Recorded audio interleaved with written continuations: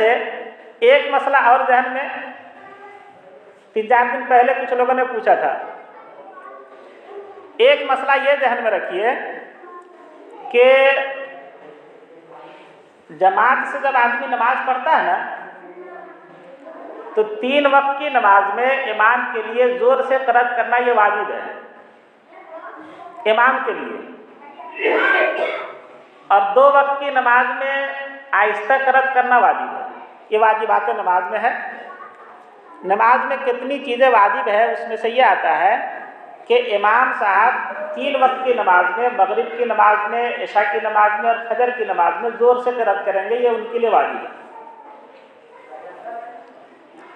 अब मान लीजिए हमारी मगरिब की नमाज छूट गई, हम मस्जिद में बाद में पहुँचे, मगरिब की नमाज हो चुकी है, हम अपनी नमाज पढ़ रहे हैं, तो इमाम साहब ने तो ज़ोर से क़राअत किया था, हम जो मगरिब की नमाज पढ़ रहे हैं तो हम ज़ोर से क़राअत करेंगे कि आहिस्ता क़राअत करेंगे? बहुत सारे लोगों को इसमें कन्फ्यूज़न होता है कि मगरिब इशा फजर में तो ज़ोर से क़राअत है, हमारी नमाज छूट गई है, मगरिब की नमाज हम बाद में पढ़ रहे हैं, इशा की नमाज बाद में पढ़ रहे हैं, तो इसमें हमको ज़ोर से क़राअत करना है या आहिस्ता क़राअत करना है?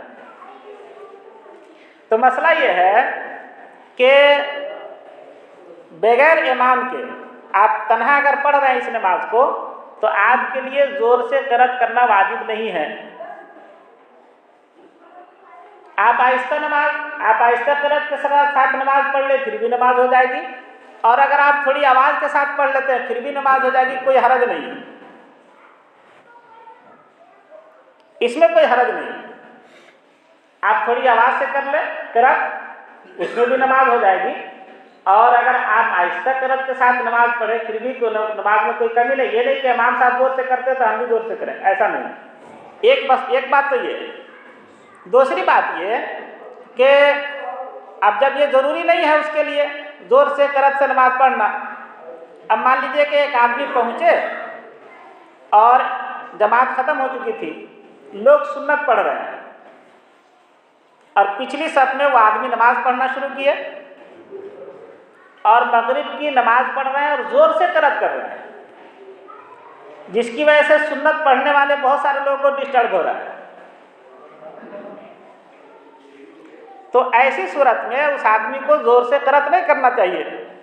जाहिर सी बात है, वाजिब तो है नहीं, दोनों सूरतें आपके लिए दुरुस्त है, लेकिन अगर आप ज़ोर से क़राअत करते हैं तो उस सूरत में बहुत सारे लोगों को परेशानी होती है। तो बेहतर यह है कि आप आहिस्ता क़राअत के साथ नमाज पढ़ें, क्योंकि आहिस्ता पढ़ने में भी कोई हरज नहीं और ज़ोर से पढ़ने में भी कोई हरज नहीं।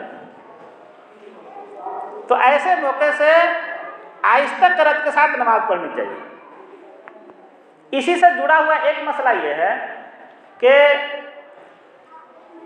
ज़ोहर का वक्त है या फजर का वक्त है, या मान लीजिए कि जुमा का दिन है, तो ज़ोहर से पहले भी सुन्नत है और जुमा से पहले भी सुन्नत है, फजर से पहले भी सुन्नत है।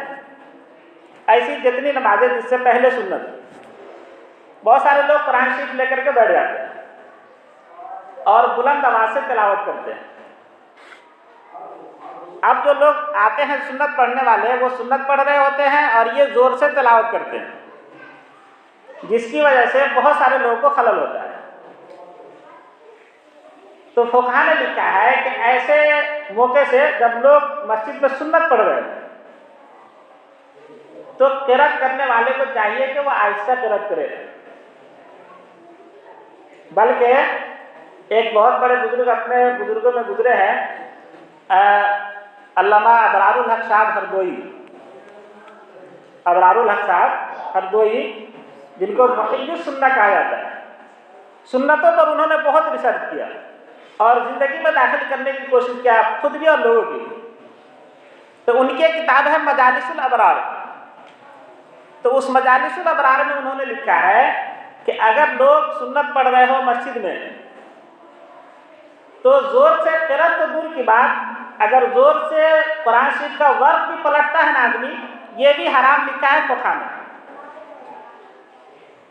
बहुत दिन पहले हमने उस किताब को पढ़ा था, आज तलाश किया तो किताब नहीं मिली, लेकिन हमको खूब अच्छी तरह याद है। उन्होंने लिखा है कि इसको फुक़हा ने हराम लिखा है कि लोग नमाज पढ़ रहे हो और उसके बगल में कोई आदमी तिलावत कर रहा हो, तो ज़ोर से तिलावत करना तो दूर की बात है, अगर वो शख्स ज़ोर से कुरान शरीफ का वर्क भी पलटता है ना और इसकी वजह से खलल होता है तो ये भी हराम लिखा फोका में। जो शरीयत के मिजाज को समझने वाले लोग, ये तो नमाज के वक्त की बात है।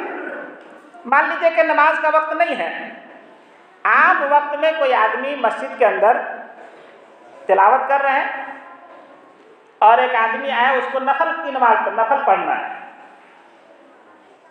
और ये जोर से तिलावत कर रहे हैं। उनको खतरा है कि अगर हम उनको बोलेंगे कि आहिस्ता किरात कीजिए, हम 2 रकात नफल पढ़ने जा रहे हैं, तो इनको नाराज़गी होगी।